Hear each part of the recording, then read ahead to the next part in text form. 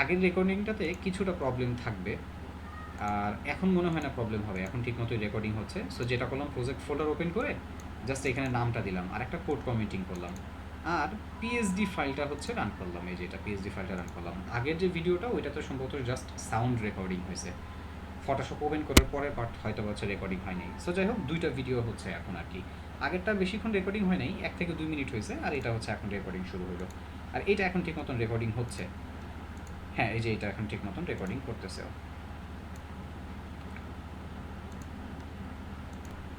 Good, পারলে খুব ভালো, কোনো সমস্যা হবে না তাহলে ইনশাআল্লাহ। সো ফটোশপ ওপেন করার পরে এই যে মিসিং ফন্ট ফ্যামিলি যেগুলো দেখাচ্ছে, এগুলো আমরা ইন্টিগ্রেট করব। তো ইন্টিগ্রেট করার জন্য প্লেফেয়ার ডিসপ্লে, এইটার হচ্ছে বেশ কয়েকটা ভ্যারিয়েন্ট আছে। প্লেফেয়ার ডিসপ্লে ইটালিকটা এই প্রজেক্টটা লাগবে না, সো এটা ইন্টিগ্রেট করার দরকার নাই, রেগুলারটা লাগবে। অ্যাকচুয়ালি ব্ল্যাক আর বোল্ড এই দুইটাও না এই প্রজেক্টে ইন্টিগ্রেট হয় নাই। তারপরে চলো আমরা ইন্টিগ্রেটে চলে যাই। ইন্টিগ্রেট করার জন্য আমরা আপাতত সিডিএন দিয়ে করব। এর জন্য গুগল ফন্টস যে ওয়েবসাইট আছে সেইখানে চলে যাব, fonts.google.com-এ চলে গেলাম। সো এইখানে এসে সার্চ করতে হয় আমাদের প্লেফেয়ার ডিসপ্লে। সো এখানে লিখবেন পুরোটা FAIR, প্লেফেয়ার লিখবেন, প্লেফেয়ার ডিসপ্লে, এই যে ডি লিখলাম, প্লেফেয়ার ডিসপ্লে চলে আসছে। আপনাদেরকে মনে হয় বলছিলাম, মনে আছে যে কিছু কিছু ফন্ট ফ্যামিলি আছে যেটা সমস্ত কিছু একবারে কানেক্ট করতে হয়, আবার কিছু কিছু ফন্ট ফ্যামিলি আছে যেটা স্পেসিফিক নেওয়া যায়। এই প্লেফেয়ার ডিসপ্লে ফন্ট ফ্যামিলিটা না স্পেসিফিক নেওয়া যায় না, সব নিতে হয়। এই যে দেখেন, গেট ফন্টে ক্লিক করলাম, গেট এমবেড কোডে ক্লিক করলাম। এই যে এইখানে দেখেন বলতেছে হয় তুমি একটা ভ্যালু নিবা, হয় যে কোনো একটা ভ্যালু নিবা, অথবা তুমি ফুল এক্সিস্ট মানে সম্পূর্ণ ফাইলটা তুমি নিয়ে যাবা। সো আমাদের এখানে বেশ কয়েকটা ভ্যারিয়েন্টই আছে প্লেফেয়ার ডিসপ্লের। সো আমরা যদি এমন করতে পারতাম যে স্পেসিফিক চুজ করতে পারতাম, মানে আলাদা আলাদা করে যদি হচ্ছে চুজ করতে পারতাম, তাহলে কী হতো, একটা সুবিধা হইতো। কী সুবিধা হইতো, লোডিংটা হচ্ছে বেশি হইতো না। বাট এখন যেটা হবে, এখন হচ্ছে ফুল এক্সিস্ট নিয়ে যেতে হবে, আর কোনো করার কিছু উপায় নাই। সো এইখান থেকে নেওয়ার দুইটা সিস্টেম, একটা লিঙ্ক আর একটা ইম্পোর্ট। ইম্পোর্ট কীভাবে কাজ করে সেটা পরে দেখবো, আপাতত লিঙ্কের মাধ্যমে নিয়ে যাই। এই যে লিঙ্কটা পাইছি, এই লিঙ্কটা কপি করলাম। এই লিঙ্কটা কপি করে নিয়ে যেয়ে কোথায় বসাবো, তাকান, এই যে সিএসএস লিঙ্ক যেটা লিখছেন, এই লিঙ্কের উপরে আসেন, আর একটা কোড ফরম্যাটিং করবেন, ফন্ট LINKS লিঙ্কস নামে, এইখানে এসে বসান। এই তিনটা লিঙ্কের সাথে আবার একটু পরিচয় করা দিচ্ছি। এই প্রথম লিঙ্কটা হচ্ছে একটা এপিআই সাপোর্ট দিছে, পরেরটা দিছে হচ্ছে কি ক্রস ব্রাউজার সাপোর্ট। এই যে এই দুইটা মিলায় হচ্ছে এপিআই মানে ফন্ট ফ্যামিলির হচ্ছে সাপোর্ট, আর হচ্ছে ক্রস ব্রাউজার সাপোর্ট, এই দুইটা মিলায়। আর 3 নাম্বারটা থেকে দিচ্ছে কি, 3 নাম্বারটা থেকে দিচ্ছে হচ্ছে আমার প্লেফেয়ার ডিসপ্লের ফন্টের সমস্ত ভ্যারিয়েন্টের সাপোর্ট। একটা লিঙ্কের মাধ্যমে প্লেফেয়ার ডিসপ্লের সমস্ত ভ্যারিয়েন্ট চলে আসে। সো এটা হচ্ছে প্লেফেয়ার ডিসপ্লে, একটা ফন্ট ফ্যামিলি, আর এই একটা ফন্ট ফ্যামিলির ভিতরে অনেকগুলো ভ্যারিয়েন্ট আছে, এই যে 400 থেকে 900 অনেকগুলো ভ্যারিয়েন্ট। সো এই সিডিএনটা নিয়ে যাব, আর তার সাথে আরেকটা জিনিস নিতে হবে, এই ফন্ট ফ্যামিলি ডিক্লারেশনটা। এইটা নিয়ে যে একটা কাজ করতে হবে, যে নোট আছে না, নোট, এই নোটের ভিতরে একটু জমা রাখতে হবে। এরকম একটা নোট কিন্তু আপনারা রাখবেন। এই বিষয়গুলোর সাথে কি আপনারা পরিচিত না? এই যে নোট রাখতে হয়, কিছু কিছু বিষয় যে এখানে মডিফাই করে করে হচ্ছে আমাদের বসে, মানে নোট রেখে রেখে কাজ করতে হয়। ইমেজ টু এস্টিমেল প্রজেক্টে পাইছিলেন এটা আপনারা? পান নাই ইমেজ টু এস্টিমেল প্রজেক্টে? সো এখানে ফন্ট লেখে আমি এখানে হচ্ছে একটা ডিক্লারেশন রেখে দিলাম। সো স্ট্যান্ডার্ড রুলসগুলো আমি আপনাদেরকে আবার শেখাবো, আমাদের যে স্ট্যান্ডার্ড রুলসগুলো আছে, তার আগে এই ফাইলগুলো একটু নিয়ে নেই। আচ্ছা, এটা নিয়ে নিলাম। আচ্ছা, এবার দেখেন তো আরও একটা ফন্ট ফ্যামিলি লাগবে আমাদের, আরও একটা ফন্ট ফ্যামিলি লাগবে। সেটা কোনটা? সেটা হবে হচ্ছে এই যে উবুন্টু। তো এখন আপনারাই বলুন তো আমার কী করা উচিত। আমি কি আবার হচ্ছে এই যে ব্রাউজ ফন্টে যে উবুন্টু কানেক্ট করে নিয়ে আসবো, নাকি আগে আগে এইটাকে রিমুভ করে নিব? এটা রিমুভ করে নিব কি না, নাকি এইটার সাথেই হচ্ছে উবুন্টু ফন্ট ফ্যামিলি একসাথে কানেক্ট করব? দেখেন, উবুন্টু আলাদা একটা ফন্ট ফ্যামিলি, আর হচ্ছে প্লেফেয়ার ডিসপ্লে আলাদা একটা ফন্ট ফ্যামিলি। আপনি চাইলে এই যে একটা লিঙ্ক যে জেনারেট হয়েছে, এই একটা লিঙ্কের ভিতরেই উবুন্টু, প্লেফেয়ার ডিসপ্লে এবং অন্যান্য আরও অনেক ফন্ট নিয়ে আসতে পারেন, বাট এটা করাটা গুড প্র্যাকটিস হবে না। কেন? তাহলে কী হবে, তাহলে এই ফাইলটা ভারী হয়ে যাবে, এই সিডিএনটা ভারী হয়ে যাবে। সো গুড প্র্যাকটিস কি? গুড প্র্যাকটিস হচ্ছে প্রত্যেকটা ফন্ট ফ্যামিলির আলাদা লিঙ্ক জেনারেট করে। সো আমি এটা রিমুভ করে দিলাম, আবার ব্রাউজ ফন্টে ক্লিক করলাম, ক্লিক করে এখানে যে খুঁজবো UBUN, উবুন্টু চলে আসছে। এই যে উবুন্টু গেট ফন্টে ক্লিক করব। উবুন্টুর একটা মজা হচ্ছে আপনি উবুন্টুর একবারে স্পেসিফিক চুজ করতে পারবেন। So get font get embed code, এই দেখেন উবুন্টু আবার হচ্ছে স্পেসিফিক আলাদা আলাদা করে চুজ করতে দিবে। যেমন এই যে চেঞ্জ স্টাইলে যে আমি সবগুলো অফ করে দিলাম, দেখেন সব অফ করে দিয়েছি, সব অফ করে দিয়েছি, রেগুলারটা জাস্ট আছে। সো এইখানে না উবুন্টু যেটা দেখেন আপনি স্পেসিফিক আপনার প্রয়োজন মতন যেটা যেটা দরকার, ধরেন আমার বোল্ড দরকার হলে বোল্ড, আমার হচ্ছে রেগুলার দরকার হলে রেগুলার, লাইট দরকার হলে লাইট, আমি দেখেন এখানে হচ্ছে specific font family variant select করতে পারছি, যেটা প্লে ফেয়ার ডিসপ্লেতে পারি নাই, কারণ ওইটা ওই সিস্টেম ওরা রাখে নাই, বাট উবুন্টুতে রাখছে। ওকে, চলেন দেখি উবুন্টুর কোন কোন ফন্ট ফ্যামিলি লাগবে সেটা একটু দেখে নিই। অ্যাকচুয়ালি উবুন্টুর শুধুমাত্র লাইট ভ্যারিয়েন্ট লাগবে, অন্য কোনো ভ্যারিয়েন্ট আমার লাগবে না। তাহলে উবুন্টুতে আসেন, এই রেগুলারটা অফ করে দেন, এই বোল্ড অফ করে দেন, শুধুমাত্র হচ্ছে লাইট নিয়ে গেলাম, এই দেখেন শুধুমাত্র লাইট নিয়ে গেছি। সো এই লাইটের জন্য একটা লিঙ্ক জেনারেট করছে, এখানে আবার 3টা লিঙ্ক দিছে, এই 3টা লিঙ্ক আমি কপি করলাম আর ওই লিঙ্কের নিচে যে পেস্ট করলাম। ভাইয়েরা পুরো আপনারা খেয়াল করে বুঝতে পারতেছেন, একটু তাকান এদিকে, এইখানে এই প্রথম 2টা লিঙ্ক আর এইখানের এই প্রথম 2টা লিঙ্ক একই না? এই যে এই প্রথম 2টা লিঙ্ক একই না? এই 2টা লিঙ্ক বাদ দিয়ে দিবেন। কেন বাদ দিব ভাইয়া? কারণ ওই যে উপরে তো হচ্ছে লিঙ্ক আছেই, উপরে ওই 2টা থেকেই তো কাজ হয়ে যাবে, আলাদা করে দরকার নাই।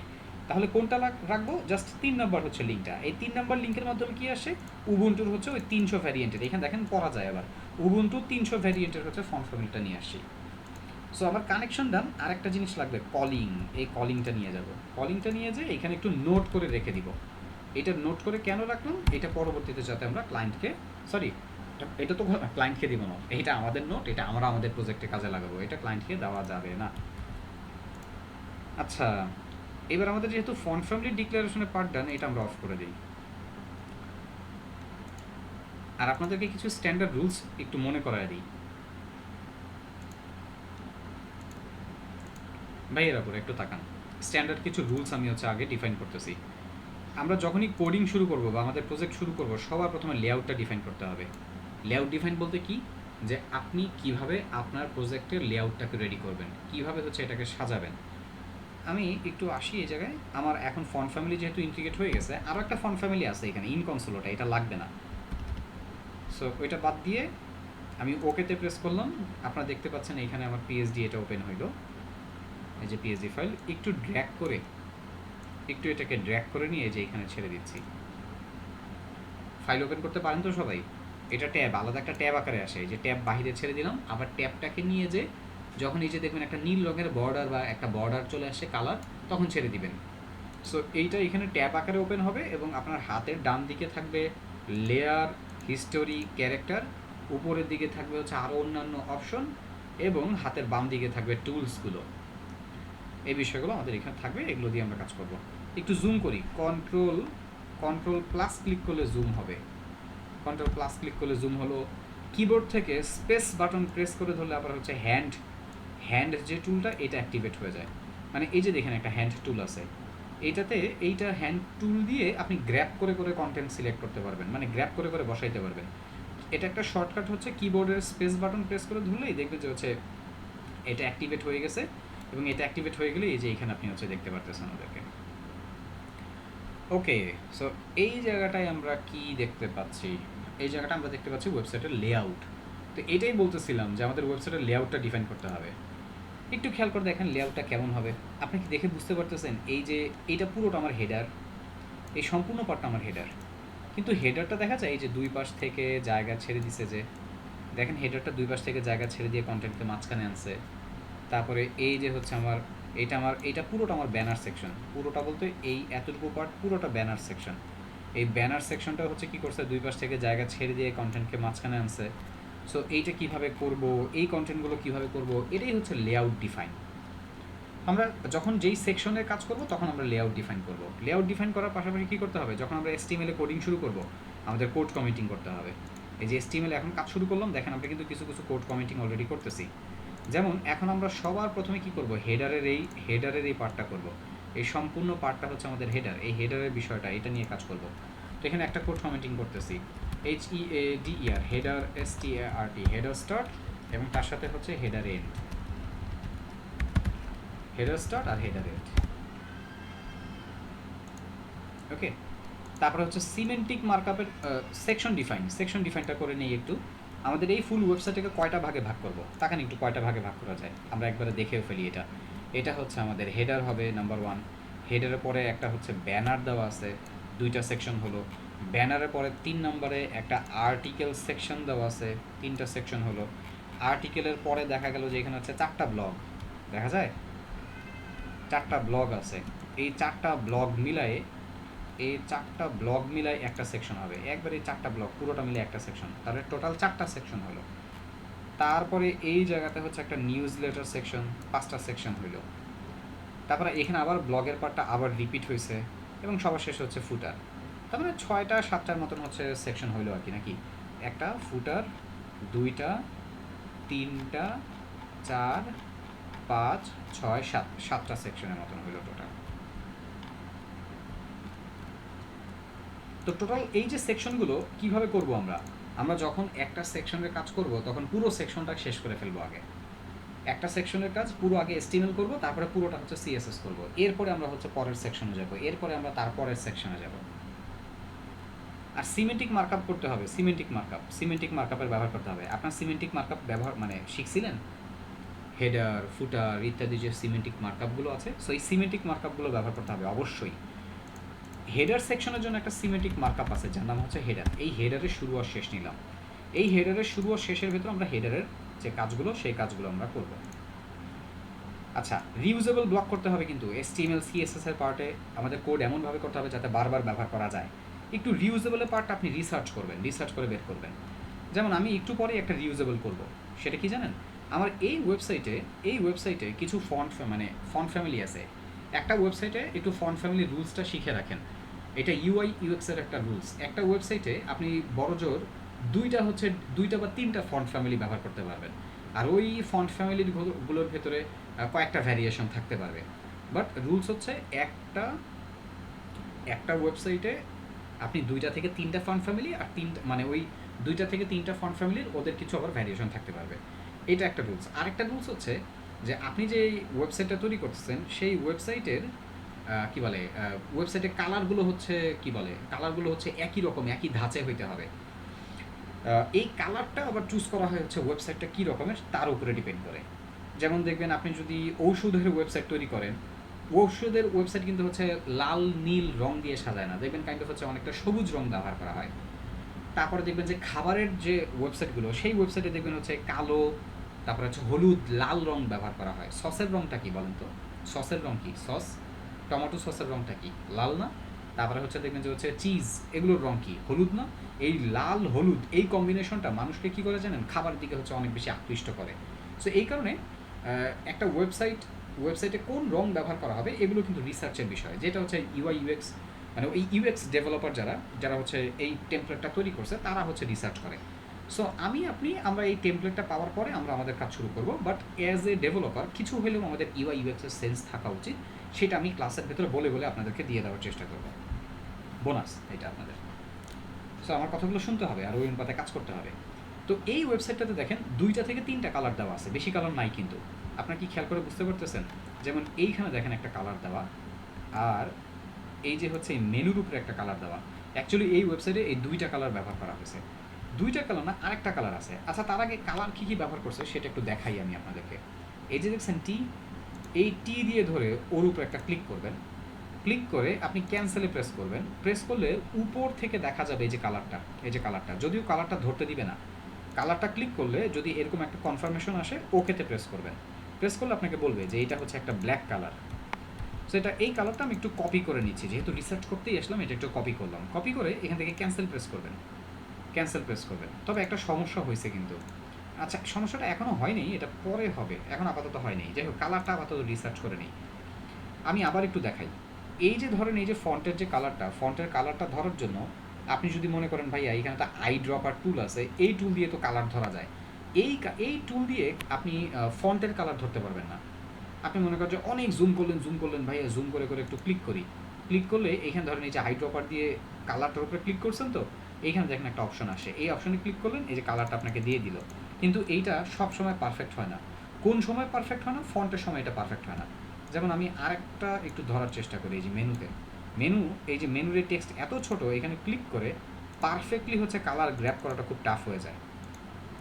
সো এই কারণে ফন্টের কালারগুলো আমরা কী করি না? আই ড্রপার দিয়ে ধরি না।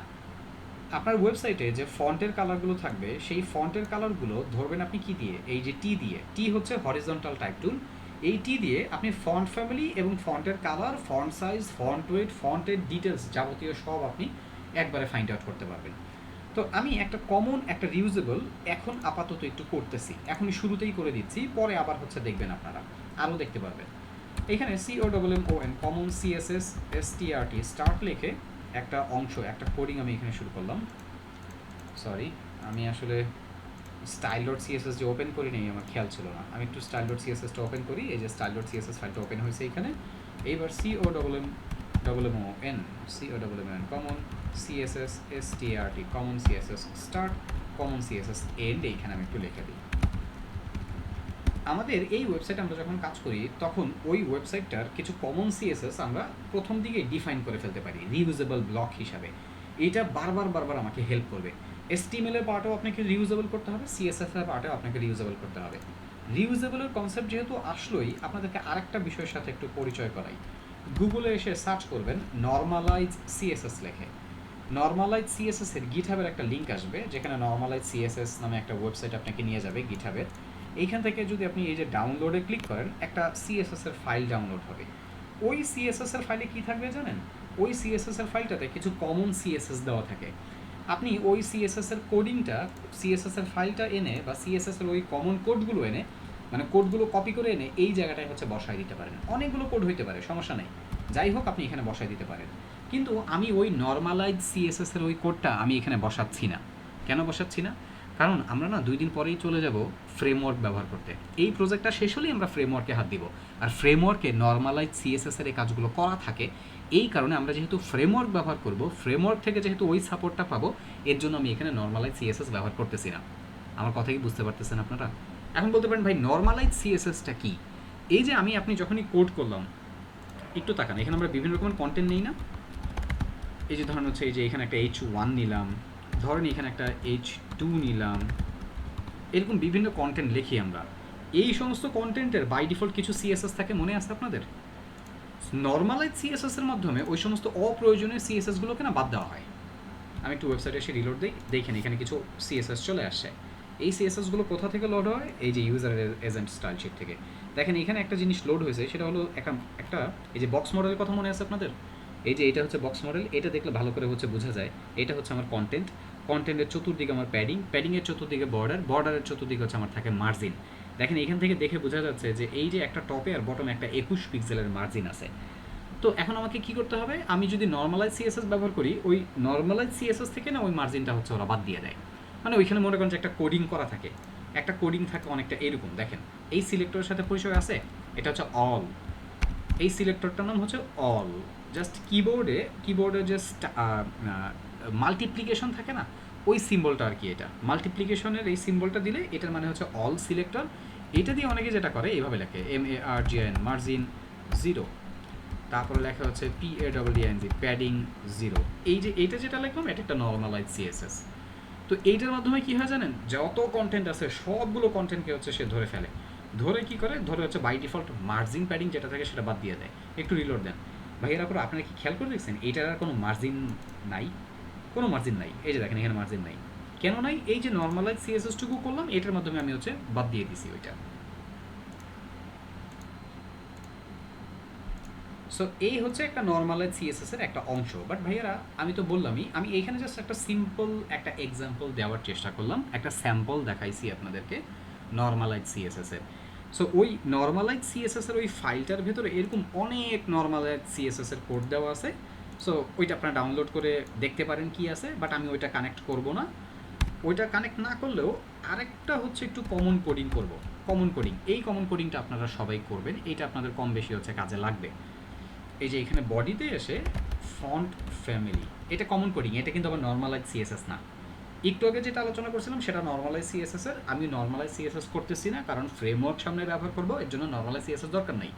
এই নর্মালাইজ CSS এর কাজ ওই ফ্রেমওয়ার্কের ভেতরে আমরা পাবো। এখন বলতে পারেন ভাইয়া নর্মালাইজ CSS ছাড়া যে এখন কাজ করবেন এইখানে নর্মালাইজ CSS এর কোনো সাপোর্ট দরকার হবে না। এখানে একটু দরকার হবে, বাট আমি ওইটা অগ্রাহ্য করে যাচ্ছি আপাতত, দরকার হবে না ওইটা। আসেন কমন কোডিংয়ের পার্টে চলে আসেন, রিউজেবল ব্লকের পার্টে চলে আসেন। এই যে ফন্ট ফ্যামিলি একটা, তারপরে হচ্ছে ফন্ট সাইজ, এইটা একটা কমন কোডিং। এরপরে হচ্ছে ফন্ট ওয়েট, এবং তারপরে হচ্ছে কালার। এই কটা জিনিস এই বডিতে লিখে দিবেন। বলতে পারেন ভাই এই বডিতে লিখলে কাজ কি, লাভ কি?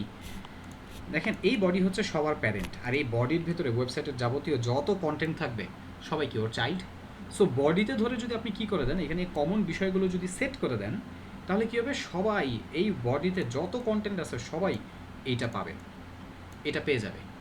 এখন কথা হচ্ছে ভাইয়া সবাইকে তো এটা দেওয়ার দরকার নাই। হ্যাঁ, যাদেরকে এটা দেওয়ার দরকার নাই তাদেরকে আলাদা করে ডিফাইন করব, আলাদা করে ডিফাইন করলে তারা ওই আলাদা যেটা ডিফাইন করবো সেটা পাবে। আর কমন করে ডিফাইন করে দিলে বেনিফিট কী হবে জানেন, সবাই যেহেতু পাবে তাহলে কী হলো, আমাকে বারবার লিখতে হইলো না। যার পরিবর্তন দরকার তার কাছে তাকে যে হচ্ছে খালি ধরে লিখে দিলেই কাজ হয়ে গেল। আচ্ছা, আরেকটা বিষয় একটু বলে দেই, HTML এর কিছু কিছু এলিমেন্ট আছে, বিশেষ করে অ্যাঙ্কর ট্যাগ, ও কিন্তু আবার হচ্ছে এই প্যারেন্টের হচ্ছে কথা শুনে না। থাকে না, বাপ মার হচ্ছে সব ছেলে মেয়ে তো আর একরকম হয় না। দেখবেন একটা হচ্ছে একটু ঘাউরা, ওটা হচ্ছে মনে করেন যে ঘাড়ের রক এমন তেরা, ওটার হচ্ছে কোনো কিছু দিয়ে হচ্ছে কাজ হয় না। সেরকম দুই একটা থাকে। সো অ্যাঙ্কর ট্যাগ হচ্ছে ওই টাইপের, ওর এইখানে বডি থেকে ও সব কিছুকে ইনহেরিট করতে দেয় না। অ্যাঙ্কর ট্যাগ এবং হচ্ছে বাটন, এরকম দুই একটা এলিমেন্ট আছে যারা প্যারেন্ট থেকে ইনহেরিট তেমন একটা করে না। সো করলে ভালো, না করলেও কোনো সমস্যা নাই, ওকে আলাদা করে আমরা দিয়ে দিব। এইখানে এই বডিতে এই কমন কোডগুলো যে বসাইছি, এগুলোর ভ্যালু এখন বসাবেন আপনারা। এখন ভ্যালুগুলো বসাবো কীভাবে? এই ভ্যালু বসানোর জন্যই আপনাকে একটা রিসার্চ করে ফেলতে হবে শুরুর দিকেই। কী রিসার্চ করতে হবে সেটা হচ্ছে, এই পুরো ওয়েবসাইটে কোন ফন্ট ফ্যামিলি সবচেয়ে বেশি ব্যবহার হয়েছে, নাম্বার 1। নাম্বার 2, কোন ফন্ট সাইজ সবচেয়ে বেশি ব্যবহার হয়েছে, কোন ফন্ট ওয়েট এবং কোন কালার। এই চারটা জিনিস সবচেয়ে বেশি যেটা ব্যবহার হয়েছে সেইটা ধরে বডিতে বসায় দেবেন। আমি কি এটার একটা ফর্মুলা বলে দিব? এটার একটা খুব সিম্পল ফর্মুলা আছে, ওই ফর্মুলা দেখলেই আপনারা হচ্ছে ওটা বসায় ফেলতে পারবেন। আচ্ছা, আপনাদেরকে একটা প্রশ্ন করি, আপনারা উত্তর দেন। এই ওয়েবসাইটে তো অনেক টাইপের কন্টেন্ট আছে, তাই না? যেমন এখানে হচ্ছে মেনুতে হচ্ছে মেনু আইটেম আছে, এইখানে হচ্ছে দেখতে পাচ্ছেন টাইটেল আছে, এইখানে হচ্ছে প্যারাগ্রাফ আছে। আপনাদের কাছে প্রশ্ন করি, একটা ওয়েবসাইটে সবচেয়ে বেশি টেক্সট কোথায় লেখা থাকে, কোন জায়গায় লেখা থাকে? মনে করেন যে টাইটেলে নাকি হচ্ছে প্যারাগ্রাফে? আপনারা কিন্তু কথা বললে আমি শুনবো না, আপনারা মাইক্রোফোন অফ করে আপনারা টাইপ করে অ্যান্সার দেন, কারণ না হলে হচ্ছে রেকর্ডিং নষ্ট হবে। একটা ওয়েবসাইটে সবচেয়ে বেশি থাকে প্যারাগ্রাফ, তো এটা ফাইন্ড আউট করতে পারছেন, গুড। আপনি সরাসরি প্যারাগ্রাফটাকে তো টার্গেট করেন, প্যারাগ্রাফের হচ্ছে আপনি এখানে যা স্টাইল পাবেন আপনি সেটা হচ্ছে কী করেন, আপনি হচ্ছে বডিতে দিয়ে দেন, বাস কাহিনী দেখবেন যে হচ্ছে শেষ। একটা কমন টিপস দিয়ে দিলাম।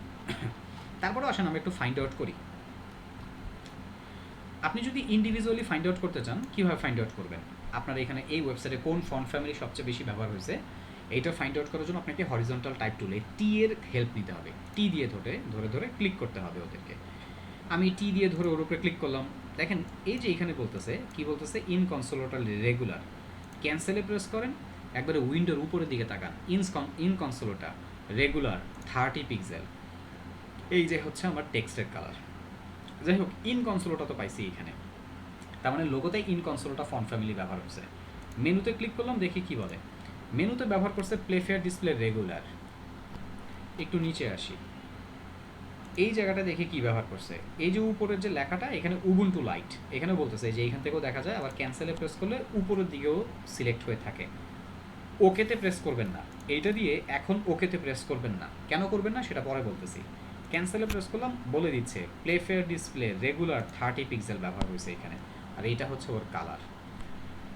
একটু দেখেন, খুব মনোযোগ দিয়ে দেখেন, আমরা কিন্তু ফাইন্ড আউট করতেছি। কি ফাইন্ড আউট করতেছি, যে কোন ফন্ট ফ্যামিলি সবচেয়ে বেশি ব্যবহার হয়েছে এটা ফাইন্ড আউট করতেছি। আসেন প্যারাগ্রাফে ধরি, ক্যান্সেলে প্রেস করেন, প্লেফেয়ার ডিসপ্লে রেগুলার। তার মানে এটা তো ক্লিয়ার যে প্লেফেয়ার ডিসপ্লে রেগুলার এখানে ব্যবহার হয়েছে। বডিতে মানে এখানে এই যে টেক্সট প্যারাগ্রাফ, এটাতে তো পাইছি, এবং অন্যান্য জায়গাতেও না আমরা কিছু আরও রিসার্চ করলাম, করে দেখলাম সবচেয়ে বেশি এই প্লেফেয়ার ডিসপ্লেটাই ব্যবহার হয়েছে। তো এইখানে এই ফন্ট ফ্যামিলিটা কপি করে এই ফন্ট ফ্যামিলির জায়গায় বসায় দেন। একটা কমন কোডিং আপনি ইমপ্লিমেন্ট করে ফেলছেন।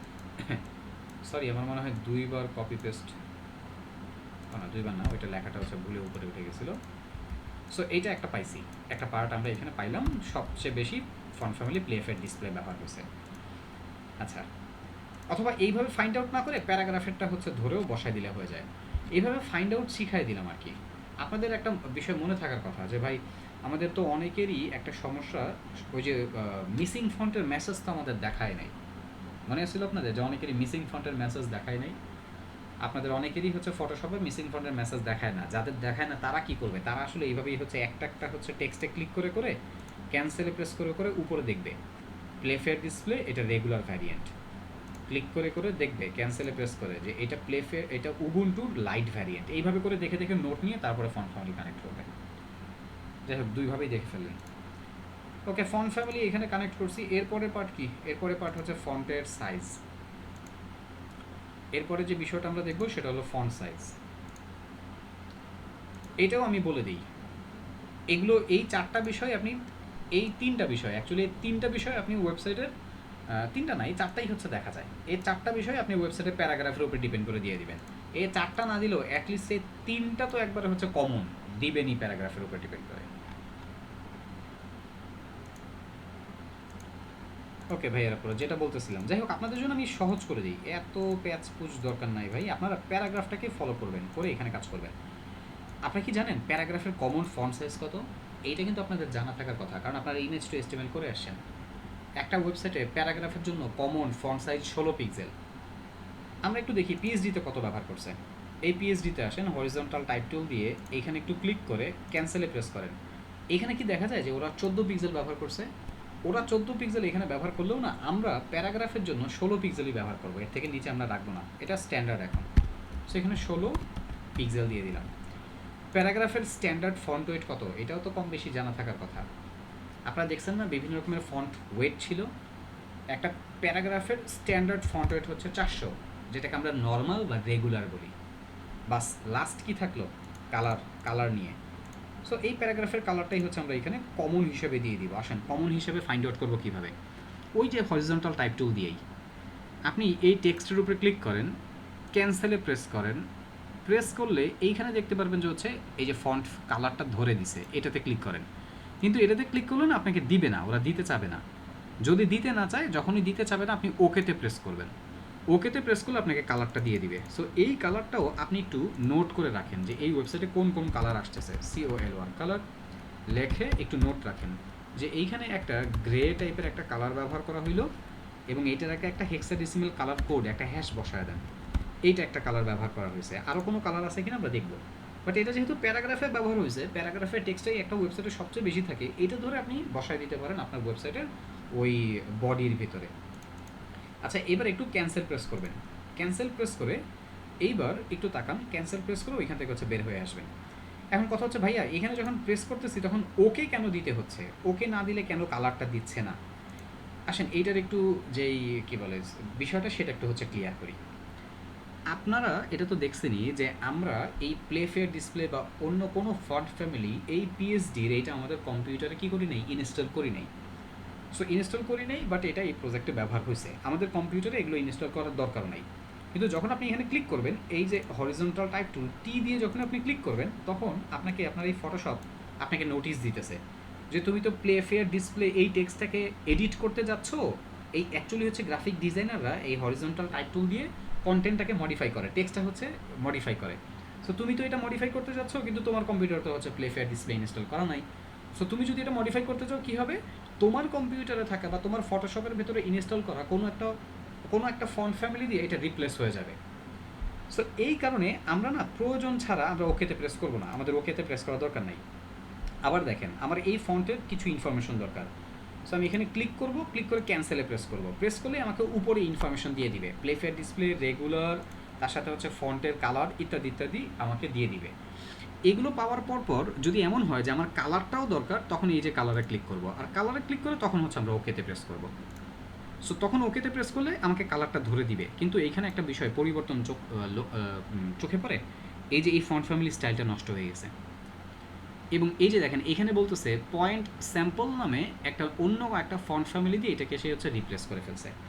বাট আপনি যদি এখানে ক্যান্সেলে প্রেস করেন, ক্যান্সেলে প্রেস করলে এটা আবার আগের অবস্থায় চলে আসে, আগের অবস্থায় চলে এসে প্লে ফেয়ার ডিসপ্লে আগের অবস্থায় চলে আসে। বাট এটা সবসময় আগের অবস্থায় আসে না। ওকে, এই এখন আসতেছে, বাট আরেকটা কাজ দেখেন, আরেকটা কাজ, এখন যে কাজটা করব এই কাজটা করলে এটা আর আগের অবস্থায় আসবে না। সেটা কি? ধরেন আপনি এই টেক্সটটা কপি করবেন, আপনার তো এই টেক্সট টাইপ করে করে লেখা পসিবল না, এখান থেকে তো কপি করবেন। যদি কপি করতে চান এই টেক্সট, তখন আর কোনো ওয়ে নেই, ওকেতে প্রেস করতেই হবে। আর এই যে ওকেতে প্রেস করছেন, এখন হচ্ছে কি হবে, আপনি এই কন্টেন্টটা সিলেক্ট করে কন্ট্রোল সি দিয়ে কপি করে আপনার ওয়েবসাইটে নিয়ে যেয়ে আপনি কী করতে পারবেন, এটা পেস্ট করে বসায় ফেলতে পারবেন। এখন আমরা কপি পেস্ট এটা করতে পারবো, কিন্তু এই যে কপি করছেন, এখন দেখেন এখানে মাউসের কার্সর বসেই থাকবে। আপনাকে এখান থেকে বের হইতে হবে। বের হবেন কীভাবে? কিবোর্ড থেকে স্কেপ বাটন প্রেস করবেন, অথবা এই যে দেখছেন এখানে ক্যান্সেল বাটন, এই ক্যান্সেল বাটনটা প্রেস করবেন। এই দুইটার একটা। কমেন্ট করেন তো কী বলছি। কিবোর্ড থেকে স্কেপ, একবারে কোনায় যে টপ লেফটে যে স্কেপ বাটনটা থাকে, ওই স্কেপ বাটন প্রেস করবেন, অথবা হচ্ছে এই যে ক্যান্সেল। ওকে, সো একটা প্রেস করলে আপনাকে বের করে দিবে এখান থেকে, বের হইতে পারছেন। কিন্তু বের হইলেও তাকান, আমার এই ফন্ট ফ্যামিলি নষ্ট হয়ে গেছে। নষ্ট হয়েছে কী দিয়ে দেখেন? টাইমস নিউ রোমান দিয়ে। দেখা যায় এই যে আমার এখানে ফটোশপে টাইমস নিউ রোমান সিলেক্ট ছিল, সেটা দিয়ে নষ্ট হয়ে গেছে। এখন যে নষ্ট যে হয়েছে, এটা আমরা সেট করবো কীভাবে, এটার আগের অবস্থায় আনবো কীভাবে? আপনাদের হিস্টোরির কথা মনে আছে? আপনি যা করবেন, যা কিছু করতেছেন, প্রত্যেকটা এক্সট্রা একটা হিস্টোরি হচ্ছে এখানে জমা হচ্ছে। একবারে প্রথম দিকে এসে পিএইচডিতে ক্লিক করবেন, এটা হিস্টোরি রিসেট হয়ে আবার আগের মতন হয়ে যাবে। যদি কোনো কিছু নষ্টও করে ফেলেন, যেমন ধরুন আমি এটা একটু নষ্ট করি, এই যে এইখানে হচ্ছে আমি অনেকে মনে করে ভাই কন্ট্রোল জেড প্রেস করলে তো আন্ডু রিডু, এইটা করে যদি করা যায়, দেখেন এখানে এক ধাপ আন্ডু রিডু হবে, অনেক বেশি না। যেমন আমি এই ইমেজটা দেখেন এখানে এক ধাপ সরাইছি, 2 ধাপ সরাইছি, 3 ধাপ সরাইছি, ও হিস্টোরিতে আমাকে হচ্ছে এখানে দেখাবে কী কী করছি। ধরেন এখানে একটা আমি ইমেজ সরাইছি, ধরেন এই টেক্সটটা নিয়ে আমি এখানে সরাই দিয়েছি, দেখা যায় প্রত্যেকটা হিস্টোরি হচ্ছে এখানে এটা সরাই ফেললাম, প্রত্যেকটা হিস্টোরি হচ্ছে। আপনি কন্ট্রোল জেড যদি প্রেস করেন, আপনাকে বড় জোর একটা হচ্ছে আন্ডু রিডু করে দিবে। এই যে দেখেন আমি এখানে কন্ট্রোল জেড প্রেস করতেছি, বাট একটাও হচ্ছে না, এখন হচ্ছেই না। এখন এই অবস্থায় কী করবেন? কন্ট্রোল জেড আরও এত কিছু দরকার নাই। এই যে দেখেন এখানে জাস্ট হচ্ছে হিস্টোরিতে চলে যাবেন। আমাদের এই যে হিস্টোরি যেটা আছে, এটা আমরা প্রেস করলেই হয়ে যাবে। কারণ আপনি ওই শর্টকাট, কয়েকটা শর্টকাট হচ্ছে মনে রাখা আমাদের জন্য ইজি, বাট অনেকগুলো না, পসিবল হয় না। সো এখানে যেটা, এটা ইজি নেভিগেশনের জন্য। জাস্ট হিস্টোরি থেকে এবার প্রথম অবস্থার দিকে চলে আসবো আমরা। থ্যাংক ইউ ভেরি মাচ সাজেশনটা দেওয়ার জন্য। আচ্ছা, কই জানিয়েছিলাম আমরা এখানে কালার নিয়ে রিসার্চ করতেছিলাম। চলেন একটু কালার দেখি, এই ওয়েবসাইটে কী কী কালার ব্যবহার করা হয়েছে। এইখানে একটা কালার আছে, এই যে লোগোটা, এটা একটা টেক্সট টাইপের কন্টেন্ট। সো টি দিয়ে ধরে ওর উপরে ক্লিক করে ক্যান্সেলে প্রেস করলে এখানে কী হবে দেখেন, এই যে কালারটা দিচ্ছে, কালারটা দিল, বাট ওই যে ওকে প্রেস করতে হবে। ওকে প্রেস করলে এই যে কালারটা পাইছি, dark black colour. Control C দিয়ে কপি করলাম, কপি করে এই জায়গায় এসে BLACK ব্ল্যাক, এইখানে হচ্ছে কালারটা আমরা বসাই দিচ্ছি, এই জায়গায় বসাই দিলাম, এই যে কালারটা বসাই দিলাম। সেভ, এটা আপাতত নোট করে সেভ করে রাখলাম। আর এখান থেকে হচ্ছে ক্যান্সেল প্রেস করে বের হয়ে আসতেছি। এটা নষ্ট হয় নাই, এইভাবে গেলে আর কি নষ্টটা হয় না, কিন্তু ওই কপি করতে গেলে টেক্সট তখন হচ্ছে নষ্ট হওয়ার লাগেই। আর নষ্ট হলেও সমস্যা নেই, আমরা হিস্টোরি থেকে আবার রেজিস্টার করে ফেলতে পারবো। লেয়ার, হিস্টোরি, ক্যারেক্টার, এই তিনটা অপশন আপনার সাইড বারে রেখে দিবেন আপনারা অবশ্যই। এই তিনটা অপশন, লেয়ার, হিস্টোরি, ক্যারেক্টার। আর তিনটা অপশন যদি হারায় যায়, এই উইন্ডো থেকে খুঁজে বের করবেন।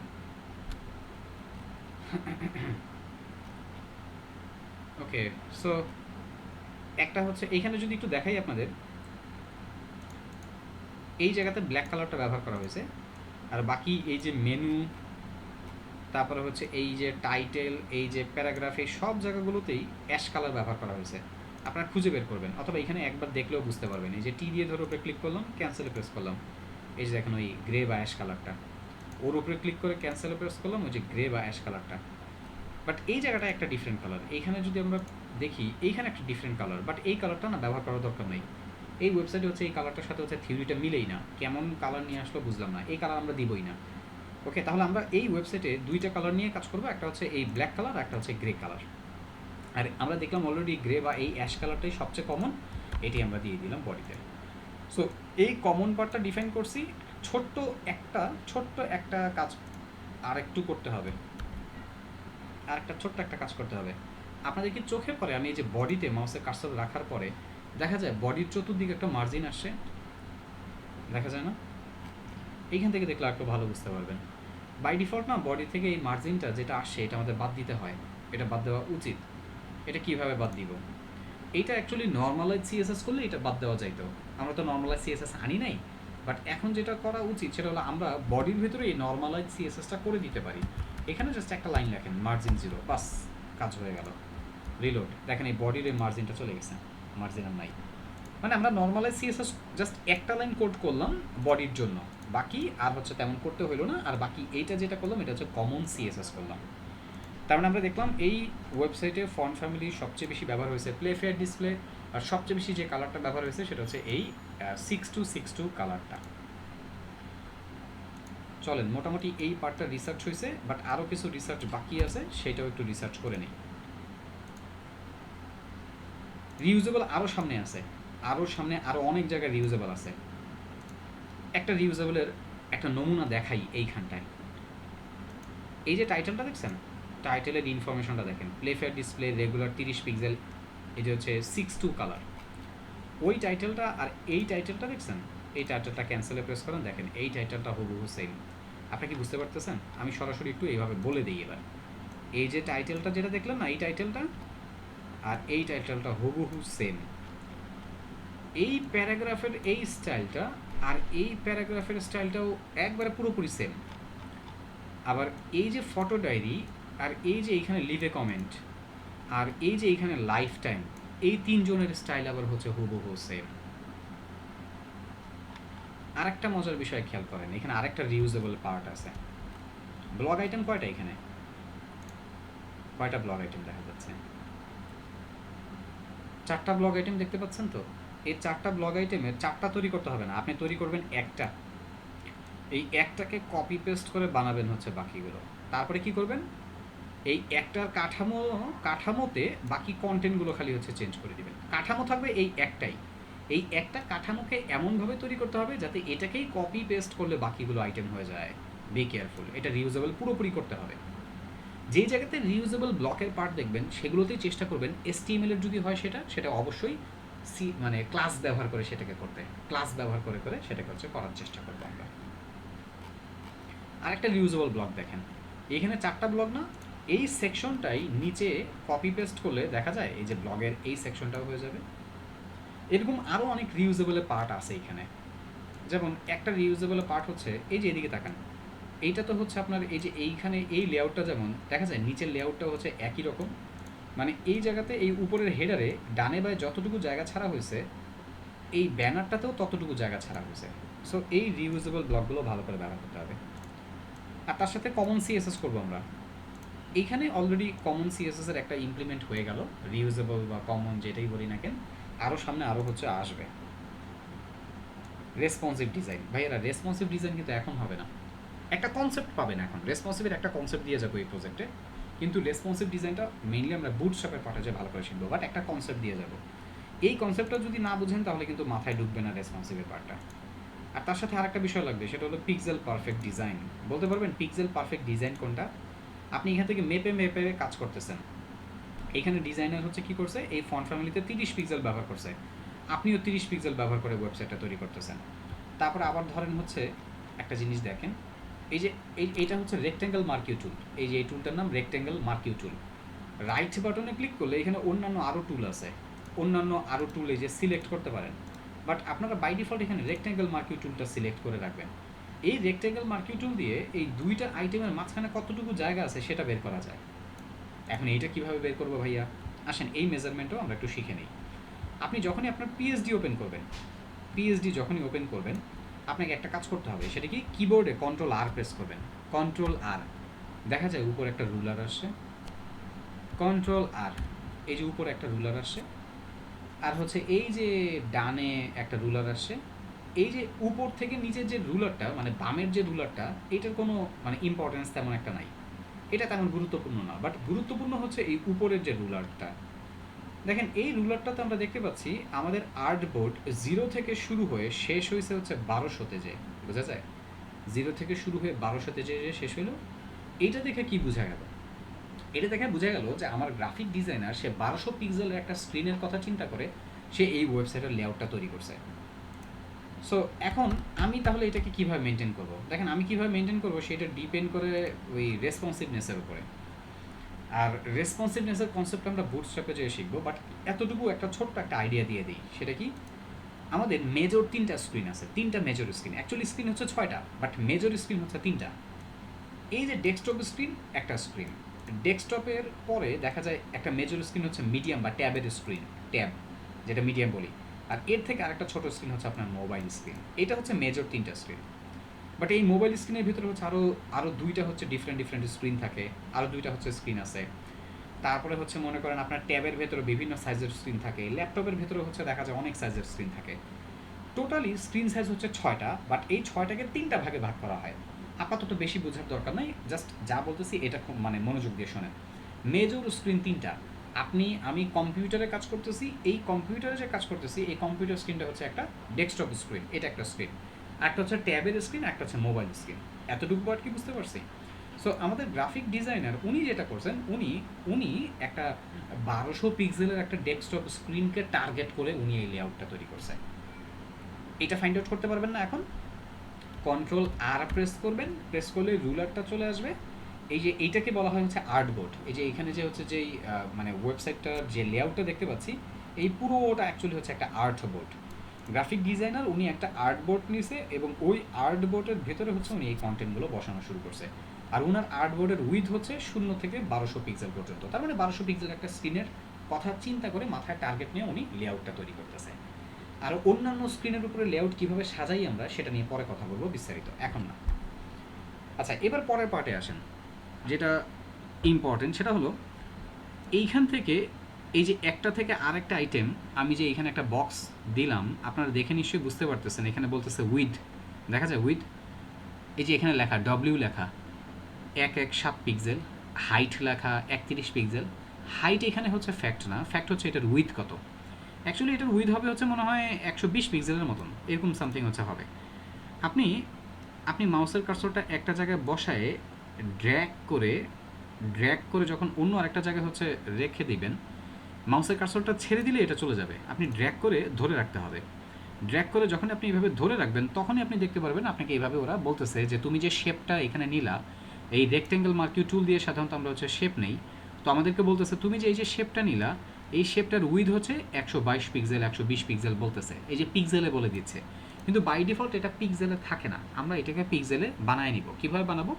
এই যে রুলারটা আনছেন, রুলারের উপর ডবল ক্লিক করবেন। এই রুলারের উপরে ডবল ক্লিক করার পরে দেখতে পারবেন একটা প্রেফারেন্স নামে একটা অপশন আসবে। এই প্রেফারেন্সে যে দেখবেন ইউনিট অ্যান্ড রুলার্স নামে একটা অপশন আছে। এই ইউনিট অ্যান্ড রুলার্সের ভেতরে দেখতে পারবেন রুলার্স আর টাইপ দুইটা পার্ট আছে। এই দুইটা হচ্ছে থাকে পয়েন্টে, বাই ডিফল্ট থাকে এটা পয়েন্টে। এটাকে আমরা পিক্সেলে সেট করে দিব। এটাকেও পিক্সেলে সেট করে দিবেন, এটাকেও হচ্ছে পিক্সেলে সেট করে দিবেন, দিয়ে ওকেতে প্রেস করবেন। বাস, এটা প্রেস করলে কি হইলো, আপনার এই ওয়েবসাইটের সমস্ত বিষয়ের আউটপুট চলে আসবে হচ্ছে এখন কিসে, চলে আসবে হচ্ছে এখন পিক্সেলে। সাধারণত গ্রাফিক ডিজাইনাররা পয়েন্টে কাজ করে, পিটিতে কাজ করে। বাট ভাইয়ারা পয়েন্টে কাজ করলে আমাদের জন্য সমস্যা হয়ে যাবে, আমাদের আলাদা করে ক্যালকুলেশন করতে হবে। সো উনি পয়েন্টে কাজ করবে না কিসে কাজ করবে এটা উনার ব্যাপার। উনার কম্পিউটারে ফটোশপে যা আছে এটা উনি উনার মতন করে কাজ করুক। আমি যখন আমার হচ্ছে পিএইচডিতে ফাইলটা নিয়ে আসবো, আমরা কি করব, একবার এটা সেট করব। এটা বারবার সেট করতে হবে না। এই যে ডবল ক্লিক করলে যে প্রেফারেন্স আসছে না, একবার যখন এটাকে আপনি সেট করে ফেলবেন আর সেট করতে হবে না। এরপরে যখনই অন্য কোনো পিএইচডি আপনি ওপেন করবেন, ওই পিএইচডির যাবতীয় সব কিছু আপনি মেজার করতে পারবেন, সব কিছু ইনফরমেশন আপনি পাবেন কিসের উপরে, পাবেন হচ্ছে আপনি পিক্সেলে। কি আপনারা কনফিউজড? আমি নিজেই কনফিউজড যে আমি আসলে কিসের ক্লাস নিতেছি। আমি কি আজকে ফুল স্ট্যাক ওয়েব ডেভেলপমেন্টের ক্লাস নিতেছি, নাকি আমি এখানে হচ্ছে গ্রাফিক ডিজাইন হচ্ছে শিখাইতে বসছি। বাট এই কথাগুলো হচ্ছে গলা ভেঙে ভেঙে বলার একটাই উদ্দেশ্য, যাতে করে আপনারা ভালো করে শিখতে পারেন এবং আপনাদের যাতে হচ্ছে মানে পরবর্তীতে কোনো সমস্যা না হয়। আর আমি এই জিনিস সেকেন্ড টাইম আর রিপিট করব না, কারণ নতুন পরের পার্টে গেলে নতুন বিষয়গুলো নিয়ে হচ্ছে কাজ করব। আব্দুর রব ভাই, আপনাকে অনেক ধন্যবাদ। আমরা বুঝতে পারতেছি যে আপনি অনেক ভালো একজন graphic designer. Thank you very much. তা আপনার এই যে ভাই বোনগুলি যেগুলো ফটোশপ হচ্ছে ইনস্টল করতে পারলো না, কান্নাকাটি করলো, ওগুলোর তো একটু হেল্প করলেন না, এটা কেমন হইলো তাইলে?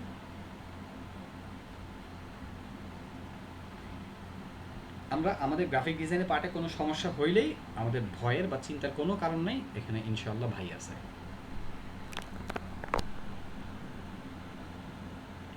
ভাইয়েরা পুরো আমাদের খুব ডিটেলসে হচ্ছে এগুলো দরকার না, প্রত্যেকটা টুলসের কাজ, প্রত্যেকটা অপশনের দরকার নেই। আমি যতটুকু বললাম এতটুকু হচ্ছে মাথায় রাখেন, এতটুকু ইনশাল্লাহ কাজে দিবে। ওকে, ক্ষুধা লেগে গেছে, মারাত্মক ক্ষুধা লাগছে, কথা বললে ক্ষুধা লাগে। আচ্ছা, এইখানে আরেকটা বিষয় আপনাদেরকে একটু বলে দিই। এটা হচ্ছে এডিটরে কাজে লাগবে। দেখেন এই যে এডিটরটা ওপেন করার পরে এই যে ধরুন হচ্ছে এখানে আপনি মাউসে কার্সর রাখলেন, কিবোর্ড থেকে ট্যাব প্রেস করে আমরা ইন্ডেন্টেশন ঠিক করি। মনে করেন একটা লাইন তার থেকে পরের লাইনটা একটু ইন্ডেন্টেশন দিলে একটু দেখতে সুন্দর লাগে। সো আপনার কম্পিউটার আপনি এই ইন্ডেন্টেশনের গ্যাপ কতটুকু সিলেক্ট করবেন সেটা হচ্ছে কীভাবে মেনটেন করবেন একটু দেখেন। ধরেন আপনার ইন্ডেন্টেশন উল্টাপাল্টা, ধরেন হচ্ছে এরকম উল্টাপাল্টা আপনারা এরকম করেন, এই যে এখানে হেডারের শুরু লিখছেন, এই বরাবরই হেডারের শেষ হওয়ার কথা ছিল, আপনার ইন্ডেন্টেশন উল্টাপাল্টা লিখছেন। মনে করেন আপনার পুরো কোডেই এরকম হচ্ছে ইন্ডেন্টেশন হচ্ছে উল্টাপাল্টা করে, অনেকে এরকম। আর এগুলো দেখলেই হচ্ছে বোঝা যায় যে এ হচ্ছে কতদিন ধরে কোডিং করে। অনেকে কোডিং করে এরকম, হেডারের মাথায় এই জায়গায় হেডারের লেজ হচ্ছে মনে করেন যে বিশাল বড় একটা গ্যাপ দিয়ে এইখানে হচ্ছে মাঝখানে একটা লাইন কোড করছে। কেন ভাইয়া, আমার না শুরু আর শেষ খালি প্যাচ লেগে যায়, এই কারণে আমি বিশাল গ্যাপ দিই। এরকম করেন না, লজ্জা, ছি এগুলো করা যাবে না। অযাচিত কোনো গ্যাপ হচ্ছে রাখার দরকার নেই, এক লাইন একটা হচ্ছে ব্রেক দিতে পারেন। এখন ধরেন আপনার হচ্ছে এরকম উল্টাপাল্টা ইন্ডেন্টেশন হয়ে গেছে, এরকম উল্টাপাল্টা ইন্ডেন্টেশন দেখতে খুবই হচ্ছে কাকের ঠ্যাং বকের ঠ্যাং লাগতেছে, কী করবেন? কন্ট্রোল এ দিলে কি হয়, সব সিলেক্ট করবেন। এডিটরে ভিউতে যাবেন, এডিটরে হচ্ছে এডিটে যাবেন, এডিট থেকে দেখবেন লাইন থেকে দেখবেন রি-ইন্ডেন্ট, এটাতে ক্লিক করলেই ও আপনার হচ্ছে ইন্ডেন্টেশন ঠিক করে দেবে। কিন্তু আবার কিছু সময় হয়, কি হয় জানেন, আপনারা ইন্ডেন্টেশন এতটাই হচ্ছে উল্টাপাল্টা করতে থাকেন যে ও ঠিক করতে যে হচ্ছে ও নিজে আরও হচ্ছে উল্টাপাল্টা বেশি করে। সো বেশি উল্টাপাল্টা করেন না, ও ঠিক করতে পারবে না। এটা একটা বিষয় গেল ইন্ডেন্টেশনের। আচ্ছা, আরেকটা বিষয় সেটা হলো যে আমি ইন্ডেন্টেশনটা এত বেশি দিতে চাই না। এখানে হচ্ছে মোটামুটি এক ট্যাব অনেক, মানে এখানে দেখেন একটা ট্যাবের হচ্ছে বিশাল বড় একটা জায়গা, আমি এত বেশি দেই না, আমি কম দিই, ইন্ডেন্টেশনের স্পেসিংটা কমাই। কীভাবে কমাবেন? ভিউ থেকে হচ্ছে যাবেন, এই লেআউটেও হচ্ছে আপনারা যেটা করবেন কলাম 2 রাখবেন, একটা পাশে একটা কলাম আরেকটা পাশে আরেকটা কলাম। ভিউ থেকে ইন্ডেন্টেশনে যে এটা হচ্ছে এই যে ট্যাব উইথ 2 দিয়ে রাখবেন। এটা দিলে কী হবে জানেন, এই ইন্ডেন্টেশনের স্পেসটা অনেক কমে যাবে, মানে আপনি হচ্ছে কাজ করার মতন অনেক জায়গা পাবেন। দেখেন আগে এক ট্যাবে যতটুকু ছিল তার অর্ধেক চলে আসছে এখন ইন্ডেন্টেশনে, এই যে ডবল ছিল না, এখন হচ্ছে অর্ধেক চলে আসছে। এইভাবে করলে কি হয় যে স্পেসিং একটু বেশি পাওয়া যায়, কাজকর্ম করার জন্য কাছাকাছি থাকে। ওকে, আমি ইন্ডেন্টেশন আমার জন্য যতটুকু দরকার ঠিক করলাম। এবার আমরা আবার একটু পরের পার্টে চলে যাই। পিক্সেল পারফেক্টের বিষয়টা আশা করি বুঝতে পারছেন। আমরা এখানে পিক্সেল মেপে আমরা কাজ করব। হ্যাঁ, কিছু জায়গায় একটু 19-20 আমাদের হইতে পারে, সেটা ছাড় দেওয়া আছে। আর আমি আবার একটু স্ট্যান্ডার্ড বলে দিচ্ছি, সাধারণত ওয়েবসাইটের হচ্ছে ওয়েবসাইটের মেনুতে ফন্ট সাইজ ব্যবহার করা হয় হচ্ছে 16 পিক্সেল। ওয়েবসাইটের প্যারাগ্রাফের ফন্ট সাইজ হয় হচ্ছে আপনার 16 পিক্সেল। ওয়েবসাইটের প্যারাগ্রাফ, তারপরে হচ্ছে ওয়েবসাইটের মেনু বার, এগুলোতে ফন্ট সাইজ হচ্ছে থাকে, বা বাটনের টেক্সট ওগুলোও থাকে হচ্ছে আপনার 16 পিক্সেল। হ্যাঁ, ক্ষেত্র বিশেষে চেঞ্জ হইতে পারে। আচ্ছা, এবার আসেন পরের পার্ট, ক্রস ব্রাউজার সাপোর্টের কথা মনে আছে? HTMLটা সব ব্রাউজারই কিন্তু ক্রস ব্রাউজার সাপোর্টেড, আলাদা করে HTML-এ কোনো ক্রস ব্রাউজার সাপোর্ট দিতে হবে না। তবে খেয়াল রাখতে হবে আপনি যেই ফাইলগুলো ইন্টিগ্রেট করছেন সেগুলো যাতে যথাযথ হচ্ছে থাকে, তাহলেই হয়। CSS এর একটা ক্রস ব্রাউজার সাপোর্ট আপনাদেরকে দেখাই দিয়েছিলাম, দেখাই নেই? ওয়েবকিট, মজ, কীভাবে হচ্ছে CSS এর ক্রস ব্রাউজার সাপোর্ট দিতে হয় এটা দেখাইছিলাম না, কিন্তু দেখাইনি। ওকে, না দেখালে দেখাই দিচ্ছি। আসেন এই বিষয়টা একটু এখানে ক্লিয়ার করে দিই। আপনাদেরকে একটু W3 স্কুলের ডকুমেন্টেশনে নিয়ে যাই এবং এইখান থেকে কিছু বিষয় একটু বলে দিই। এই ডকুমেন্টেশনগুলো আপনারা পড়বেন। এই HTML-এ ক্লিক করলে এখানে HTML টিউটোরিয়াল আসবে, এটা তো আপনারা দেখছেন না? এখানে টিউটোরিয়ালের পার্ট থেকে রেফারেন্সে চলে যাবেন, HTML রেফারেন্সে। আপনারা অলরেডি এটা প্র্যাকটিস করছেন, বলছিলেন এটা এখানে 110টার মতন আছে। এই রেড যেগুলো সেগুলো দরকার নাই, রেডগুলো বাদ দিয়ে বলছিলাম হচ্ছে যেগুলো ব্ল্যাক এগুলো সবগুলো প্র্যাকটিস করেন, ভুলে গেলেও সমস্যা নাই। সো এটা প্র্যাকটিস করবেন 1 নম্বরে। আরেকটা বিষয় একটু তাকান, মনোযোগ দেন। এইখানে যেই ট্যাগ বা এলিমেন্টগুলো পাইছেন সেগুলো দেখবেন ক্যাটাগরি ওয়াইজ হচ্ছে আবার ভাগ করা। ক্যাটাগরিতে ক্লিক করেন, ওরা ক্যাটাগরি ওয়াইজ আপনাকে ভাগ করে দিছে। যেমন এখানে কিছু ট্যাগ দিছে, এখানে দিছে হচ্ছে টেক্সট ফরম্যাটিং, এগুলো হচ্ছে সব টেক্সট ফরম্যাটিংয়ের জন্য কাজ করে। এই যে এগুলো টেক্সট ফরম্যাটিং। মনে আছে আমরা যে হচ্ছে বোল্ড, ইম্পর্টেন্ট, REM দেখছি, মানে ওই যে IEM দেখছিলাম, এগুলো হচ্ছে ওই টেক্সট ফরম্যাটিং। তারপরে নিচে এসে এইরকমই হচ্ছে দেখবেন ফর্মের পার্টে হচ্ছে ফর্মের রিলেটেড কিছু অপশন। আপনাদেরকে ফর্মের একটা ভিডিও দিয়েছিলাম না, ওইটা দেখে আপনারা নিজের একটা ফর্ম তৈরি করছিলেন না? ওকে, আবার আসেন। এই অ্যালফাবেটের পার্টটা যা, এই ক্যাটাগরি পার্টটাও তাই। আপনার এই ক্যাটাগরি পার্টটা আবার একটু দেখে যাবেন, এটা দেখবেন। এই যে এই পার্টটায় আসেন, HTML ব্রাউজার সাপোর্ট। এই যে দেখেন HTML ব্রাউজার সাপোর্ট, দেখতে পাচ্ছেন? HTML এ আমরা যত ট্যাগ, এলিমেন্ট, অ্যাট্রিবিউট যত কিছু ব্যবহার করতেছি, HTML এ ট্যাগ, এলিমেন্ট, অ্যাট্রিবিউট এখানে আপনি দেখতে পাবেন। আপনার হাইপারলিঙ্ক রেফারেন্স ব্যবহার করছিলেন? হাইপারলিঙ্ক রেফারেন্স করেন নাই? এই হাইপারলিঙ্ক রেফারেন্সের পার্টে দেখেন বলতেছে গুগল ক্রোমে ইয়েস, এটা কি মাইক্রোসফট এইজ বলতেছে yes, Mozilla Firefox, safari, Opera, এই যে এখানে ইয়েস দিয়ে বলতেছে কি যে এই ব্রাউজারগুলোতে সাপোর্ট আছে। কিন্তু আরেকটা পার্ট দেখেন, আরেকটা অ্যাট্রিবিউট এখানে এসে কী করতেছে, এখানে এসে ব্রাউজারের নাম্বার দেখাচ্ছে। এই ব্রাউজারের নাম্বার দেখা কি বুঝাচ্ছে? বুঝাইতেছে যে তুমি যে অ্যাট্রিবিউটটা ব্যবহার করতেছো, ধরো তুমি ডাউনলোড, এই যে অ্যাঙ্কর ট্যাগটা হচ্ছে কি ওই HTML এর যে এলিমেন্ট, এই অ্যাঙ্কর ট্যাগের এলিমেন্ট এটা সব ব্রাউজারে সাপোর্ট আছে। অ্যাঙ্কর ট্যাগের এলিমেন্টের ভিতরে হচ্ছে ডাউনলোড নামে একটা অ্যাট্রিবিউট আছে। এই অ্যাট্রিবিউটটা কি বলতেছে হচ্ছে গুগল ক্রোমের 14 নম্বর যে ভার্সন, সেই 14 ভার্সন থেকে হচ্ছে এটা সাপোর্ট আসা শুরু হয়েছে। আপনারা এবার একটু মনে হয় কনফিউজড হয়ে গেছেন ভাই। তার মানে হচ্ছে 14 ভার্সনের সাপোর্ট আছে, তার মানে তার আগের ভার্সনের সাপোর্ট নাই। তাহলে আমি হচ্ছে কত ভার্সন ব্যবহার করি? এই জায়গায় আপনাদের এই ভয়টাকে দূর করার জন্য বলতেছি, আমরা এখন কম্পিউটারে যে ব্রাউজারগুলো ব্যবহার করি, এটা আপনার অজান্তেই এটা অটোমেটিক্যালি আপডেট হইতে থাকে।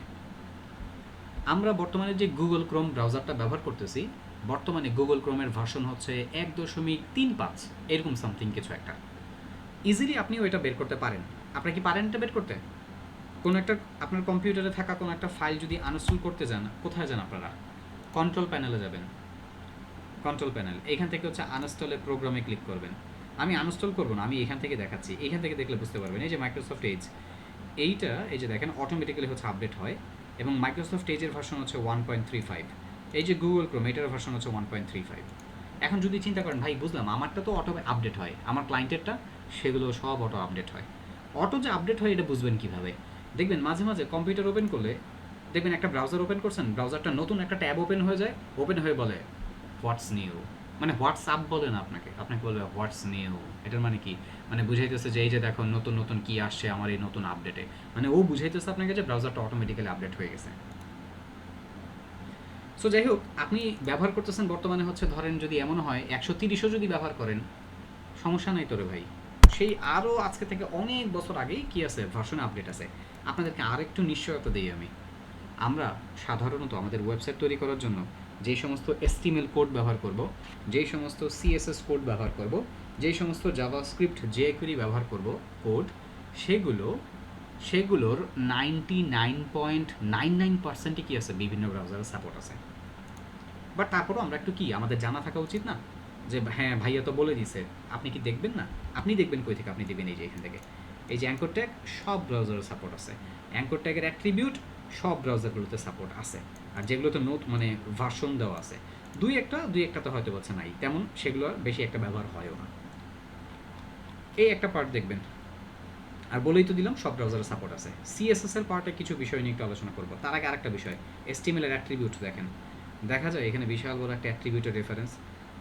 আমি নিজেও এগুলো হচ্ছে সব শেষ করি নাই, আপনারাও হচ্ছে সব শেষ করতে পারবেন না। কি করতে পারবেন তাহলে?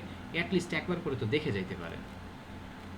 অ্যাটলিস্ট কাজে যখন পড়বে তখন কি হবে, মনে হবে যে আরে এই জিনিসটা ওই জায়গায় আছে, একটু দেখে যাই, অ্যাটলিস্ট এটা করে যায়। এখানে HTML ইভেন্ট যেটা দেখতে পাচ্ছেন, এটা অ্যাকচুয়ালি হচ্ছে জাভাস্ক্রিপ্টের পার্ট, এটা এখন হচ্ছে দরকার নাই। HTML কালারটা দেখতে পারেন, অন্যান্য বিষয়গুলো আরেকটু দেখলেন। আসেন এবার এখান থেকে CSS এ ক্লিক করেন, এই CSS এর পার্টগুলো একটু রিসার্চ করবেন। আপনাদের এগুলো নিয়ে অলরেডি আলোচনা হয়েছে, সামনে আরও আলোচনা হবে। আর আমি যেটা বলবো যে এইখানে এই যে টিউটোরিয়ালের পাশে রেফারেন্স নেই, এই রেফারেন্সে ক্লিক করবেন, মাস্ট। এই রেফারেন্সের বেশ কিছু বিষয় আছে, শেষ করতে হবে যেগুলো। এই যে CSS রেফারেন্সের পার্ট, এটা কি নিয়ে আসা হয়েছে? এটা নিয়ে আসা হয়েছে CSS এর হচ্ছে প্রপার্টিজ, যে রেফারেন্সগুলো।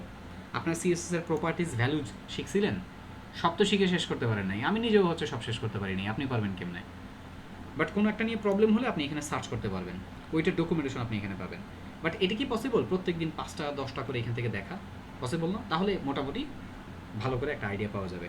দেখেন এই যে ব্যাকগ্রাউন্ড কালার, এখানে হচ্ছে এটাতে ক্লিক করলে ওরা আপনাকে বলে দিবে যে এই প্রপার্টির কাজ কি, এক্সাম্পল দিয়ে বলে দিবে। যেটা দেখাইতে আসছিলাম ব্রাউজার সাপোর্ট, এই যে সিএসএস এর যেই প্রপার্টিগুলো আপনি লিখতেছেন, এই প্রপার্টিগুলোরও কি আছে আবার বলে দিচ্ছি ভাইয়ারা। বাই ডিফল্ট আমরা যতটুকু হচ্ছে সিএসএস প্রপার্টি আমাদের প্রজেক্টে ব্যবহার করব, 99.99% সিএসএস প্রপার্টি সব ব্রাউজার সাপোর্ট করে। কিন্তু একটা দুইটা প্রপার্টি আছে হয়তো হচ্ছে সাপোর্ট করে না। তাহলে ওই সমস্ত হচ্ছে প্রপার্টি যেগুলো সাপোর্ট করে না সেগুলোকে আমরা কীভাবে মেনটেন করি দেখবেন।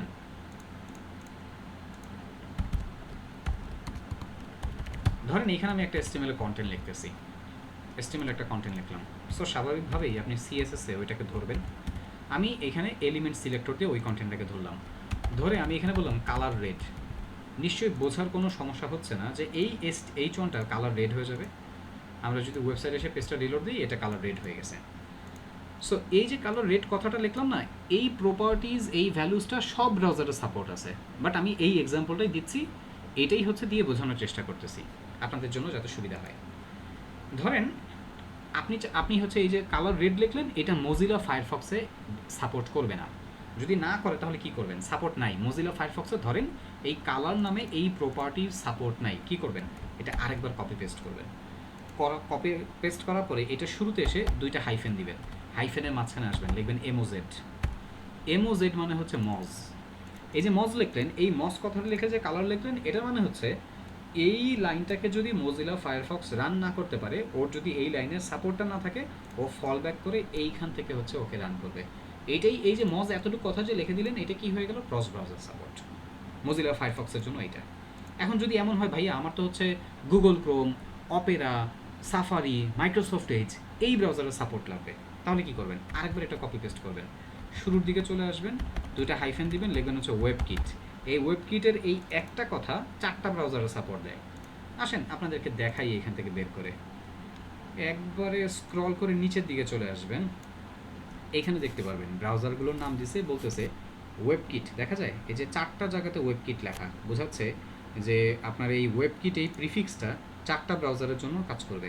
এখন যদি এমন হয় ভাইয়া আমি তো কোডটা লিখলাম, আমার এই কোডটা তো হচ্ছে মনে করেন যে মোজিলা ফায়ারফক্সে ঠিকই রান করলো, তাহলে এটা দেওয়ার দরকার নেই। ভাইয়া আমার এই কোডটা তো হচ্ছে গুগল ক্রোমে রান করতেছে কিন্তু সাফারিতে রান করতেছে না, ভাই যদি ওই 4টার যে কোনো একটাতে যদি রান না করে, আপনি এইটা লিখে দিবেন। এই একটা লিখে দিলে কি হবে? গুগল ক্রোমে এটা থেকে রান করার চেষ্টা করবে, রান করতে পারলে রান করে ফেলবে, সমস্যা নেই, এটা থেকে তখন রান করবে না। কিন্তু যখনই ও সাফারিতে যাবে, ধরেন সাফারিতে সাপোর্ট নাই এই প্রপার্টিজের, সাফারি এইখান থেকে রান করতে পারবে না, বাট এইখান থেকে হচ্ছে রান করবে। বাট আপনার এই 4টা ব্রাউজারের যে কোনো একটার সাপোর্ট দরকার হলেই আপনি এই কথাটা হচ্ছে লিখে দিবেন, ওকে এই কথাটা ওকে লিখে দিয়ে সাপোর্টটা দিয়ে দিবেন। অ্যাকচুয়ালি এই কালার, এটা সব ব্রাউজারের সাপোর্ট আছে, সো এই কালারের এটা লেখার দরকার নাই, আমি জাস্ট আপনাদের এক্সাম্পল দেওয়ার জন্য বুঝাইলাম।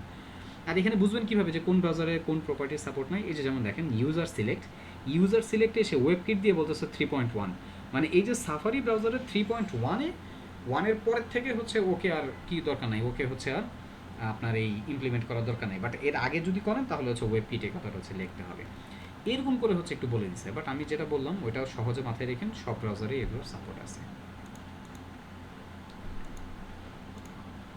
তার মানে ক্রস ব্রাউজার সাপোর্টটা বুঝতে পারছেন। ক্রস প্ল্যাটফর্ম সাপোর্টের কথাটা একটু মাথায় রাখেন। যদি ভিডিও ব্যবহার করেন MP4, যদি অডিও ফাইল ব্যবহার করেন MP3, জেপিজি, পিএনজি, এগুলো পিডিএফ, এগুলো সব রকমের ফাইলই হচ্ছে কি ব্রাউজারে সাপোর্ট করে। বাট টেক্সটের ক্ষেত্রে কি মনে আছে? টেক্সটের ফাইলের ক্ষেত্রে এটা ইমেজ টু HTML এর ভিতরে আপনাদেরকে বলে দেওয়ার কথা, অথবা হচ্ছে ওই ইয়েতে ডাউনলোডে, যেটা ডাউনলোড ইমেজ টু HTML না, আপনাদের এই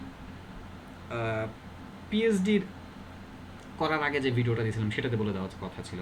TTF, OTF আর WOFF এই ফাইলটা সব ব্রাউজারে সাপোর্ট করে।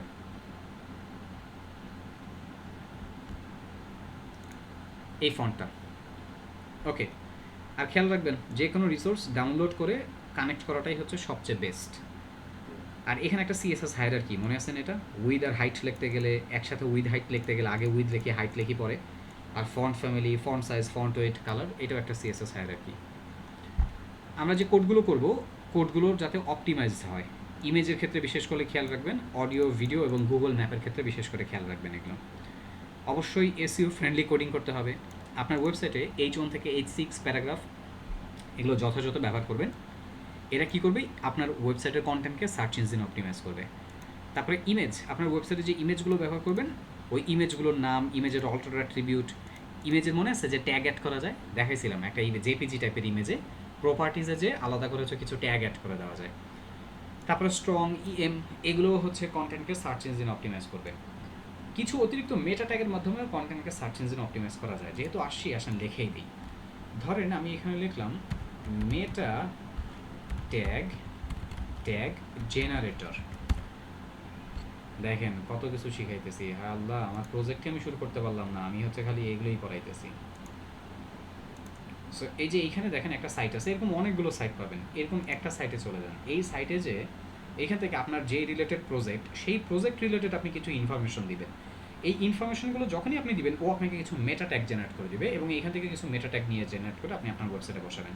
যেমন সাইট টাইটেল, আমাদের ওয়েবসাইটের নাম কি, মিনিমো, লিখে দেন মিনিমো। এখানে বলে দিচ্ছে কিন্তু 64টা, মানে টোটাল আপনি এখানে লিখতে পারবেন হচ্ছে 70টার মতন ক্যারেক্টার।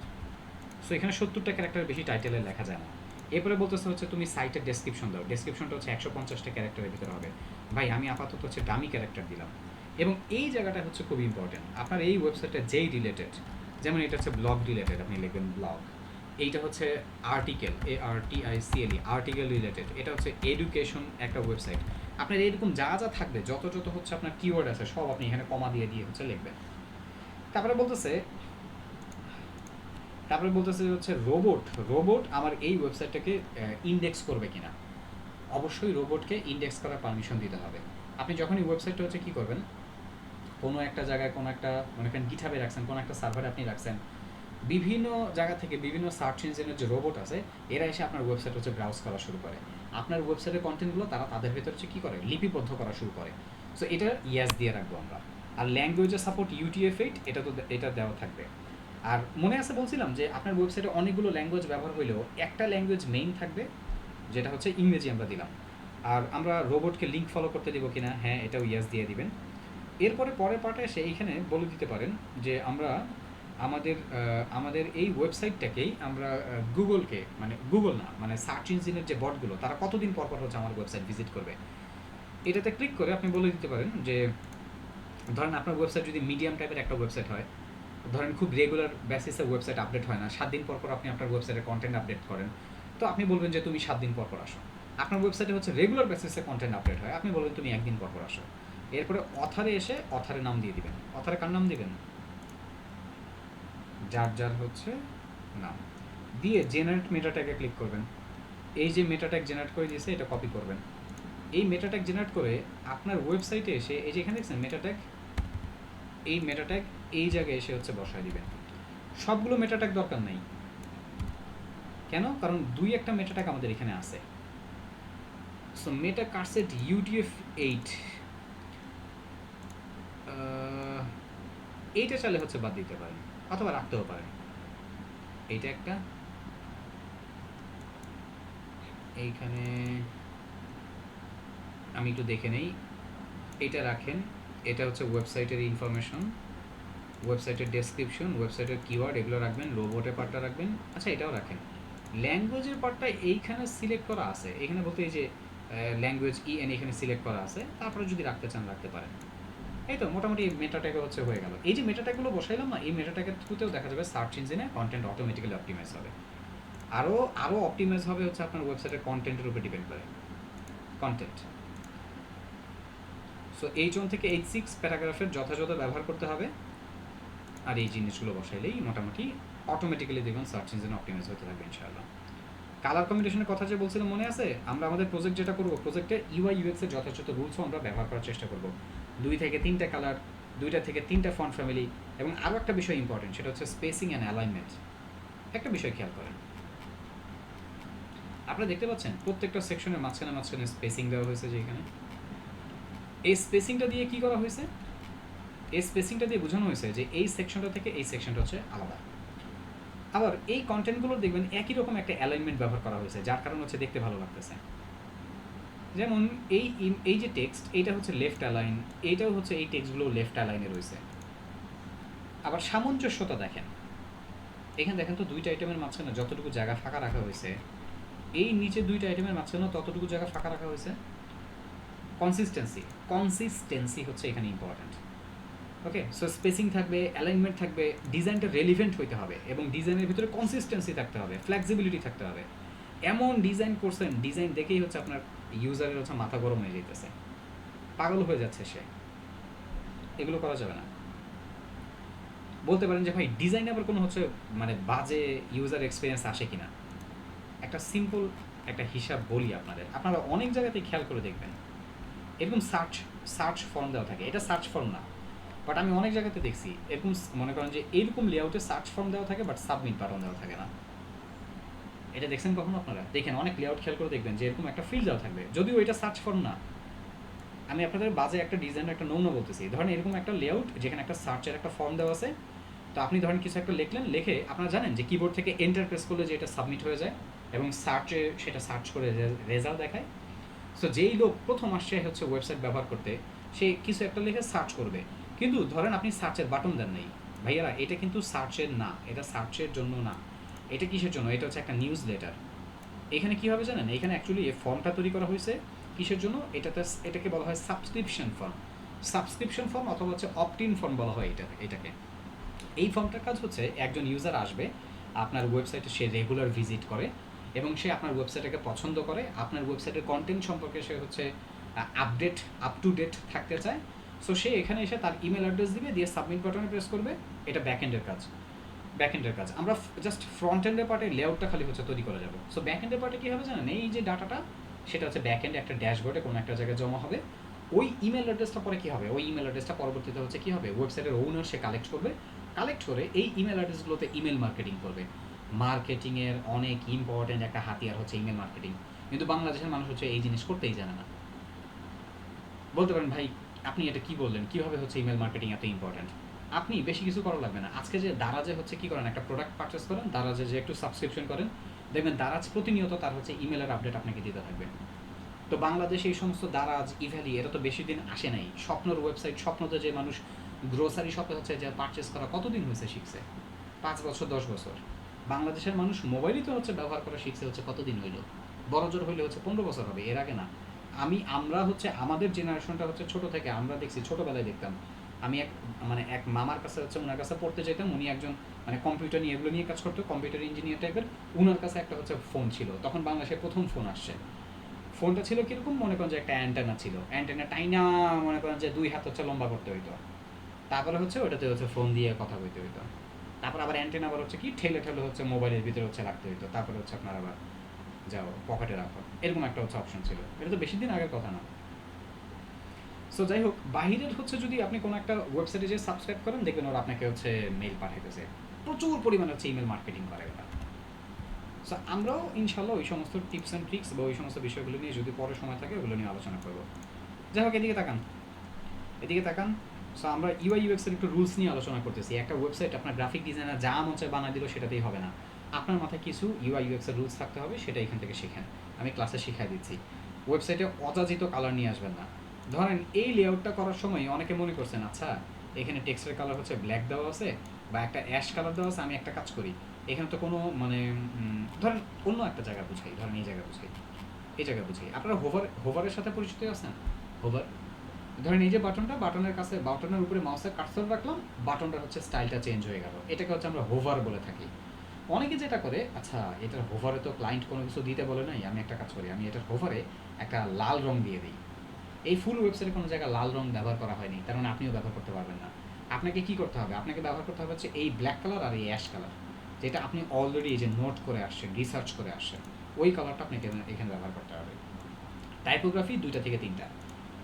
এইটা যদিও এই সমস্ত বিষয়গুলো এখন সবাই কম বেশি ফলো করে, সব গ্রাফিক ডিজাইনাররাই ফলো করে, বাট তারপরেও যদি সে কোনো ভুল করে আপনি সেটাকে ঠিক করবেন।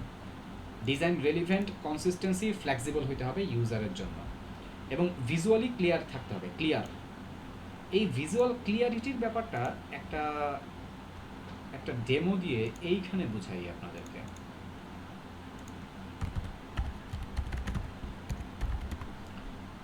আপনি কি এই কন্টেন্টটা জীবনে পড়বেন বা পড়ার জন্য আগ্রহ থাকবে আপনার এই কন্টেন্টটা?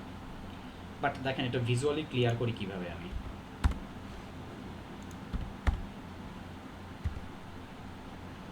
এখন কেমন লাগে? বেশি কিছু করিনি, এর 3টা প্যারা দিয়ে ভাগ করছি। এখন পড়বেন না?